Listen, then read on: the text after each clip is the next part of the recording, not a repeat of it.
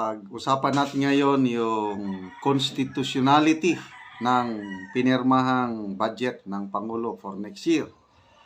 May mga nagsasabi na labag ito sa konstitusyon dahil mas mataas ang budget ng DPWH kumpara sa education.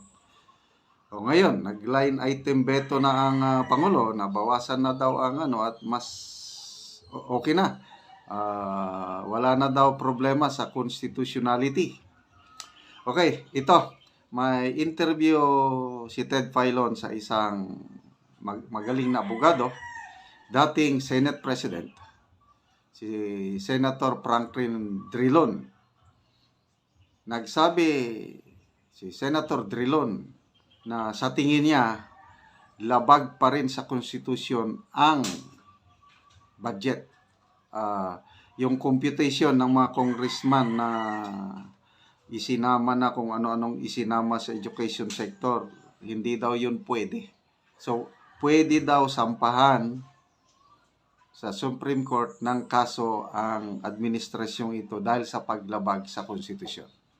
Okay? Pakinggan natin ang interview ni Ted Filon kay Senator Drilon. No, hindi nga pwedeng galawin. Pero doon po sa constitutional provision na dapat to mas malaki ang budget ng education. Ano po? Yung pong katwiran kasi ngayon, as you know siguro, Senator, no? To justify, kumbaga para po iangat sa higit na 1 trilyon ang DepEd budget na basically po ngayon, hindi ba umaabot lamang ito sa 700, basically ang DepEd 737 billion lang. So nag-compute sila, Senator. Sinama po nila dito bilang kasama daw po sa education sector budget, pati po ang Philippine, ito po yung Local Government Academy, ito pong Philippine Public Safety College, National Defense College of the Philippines, etc. etc. Para lang po, kumbaga, palabasin na mas malaki pa rin ang budget ng edukasyon kumpara sa public works. Ano po yung take doon? Pwede po yan na issue na dadalhin sa Korte Suprema. Yun. Dahil ngayon ko lang narinig yan. Traditionally, sa mga budget na nandun pa ko sa Kongreso, ang binibilang na budget ng education sector, yung sa DepEd, yung sa CHED, yung sa state colleges and university, yung sa TESDA.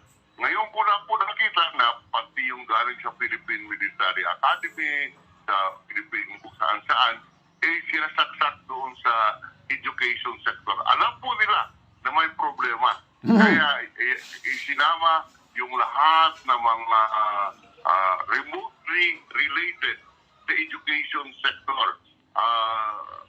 Kaya ito po pwedeng dalhin sa Korte Suprema kung bibilangin po natin yung tama lang na DepEd, yung CHED, yung SUCs, yung TESDA. Itong apat na ito ang palagi nating tinitingnan nung nandun pa kami sa Senado. Yan ang tinitingnan natin, nakasama sa education sector. At ito po'y i-compare mo kung magkano ang budget ng, let's say, DPWH. Ngunit ngayon, marami na po ang sinama doon sa education sector. So, sa akin po, Ted, ito po'y pwedeng dalhin sa Korte Suprema at i-question sa constitutionality kung tama ba ito. Sir, so noon pong mga nakakaraan na General Appropriations Act, saan po nakapailalim yung Philippine National Police Academy, yun pong PMA, under what department po siya ng mga previews? Ngayon lang to nangyari. Sir, yan po, ang PNP Academy ay sa PNP po yan. Yun po Philippine Military Academy, doon po sa Armed Forces. Sa dating sa budget, yan po ang pag-alala ko.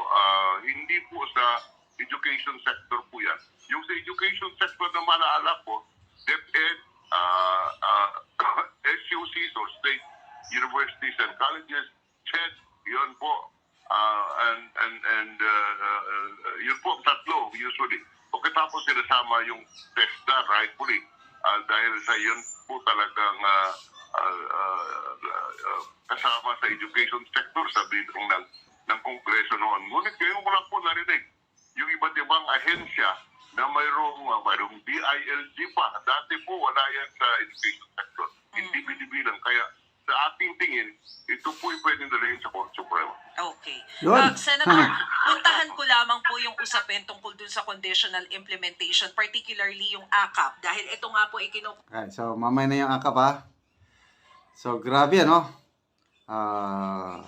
Matagal na naging senador itong si Senador Drilon. Tapos abogado pa yan ha.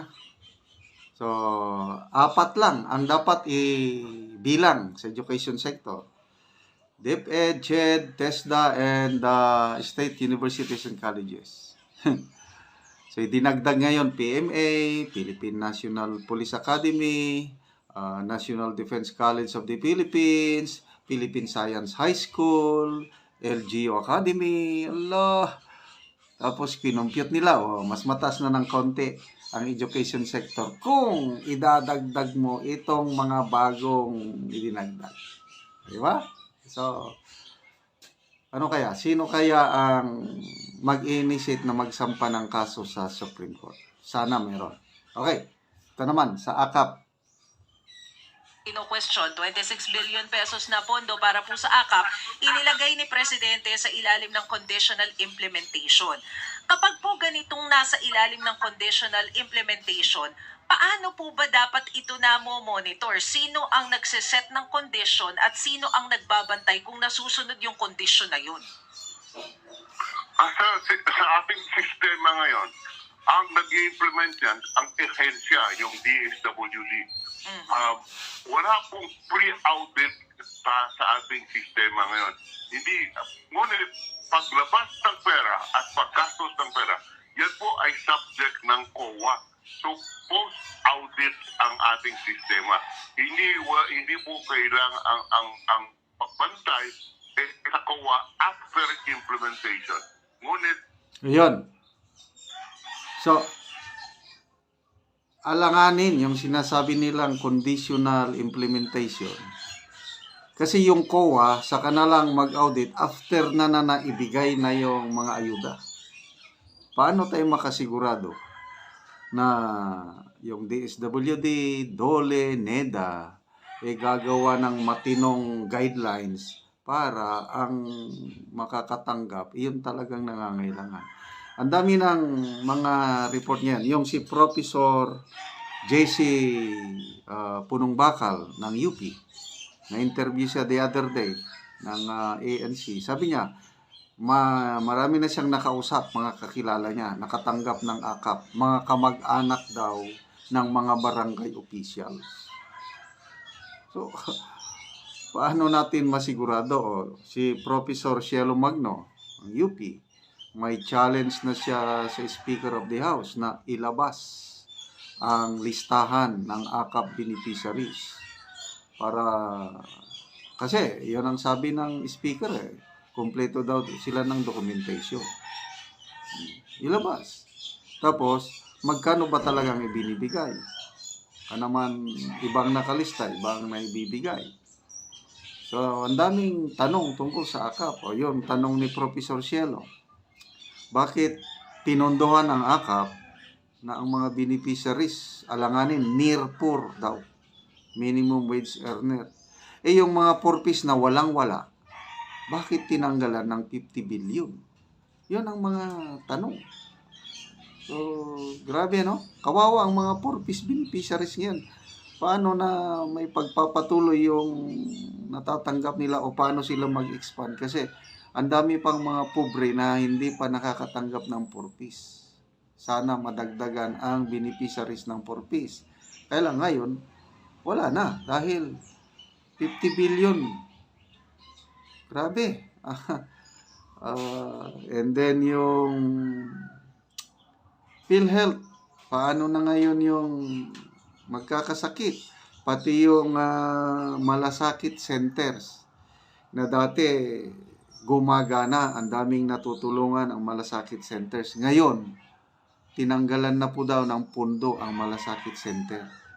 Lamesa at opisina na lang ang nandyan sa ospital, punta ka doon. Hindi ka gaya ng dati na mag-fill up ka lang ng form, konting interview, tutulungan ka na nila. Ngayon, pupunta ka pa daw sa mga congressman, dadaan ka sa mga congressman. It will take 2 to 3 days daw bago maaksyonan ang iyong pangangailangan. Ganyan. So, napakahirap na ang sitwasyon ng mga magkakasakit nating kababayan ngayon.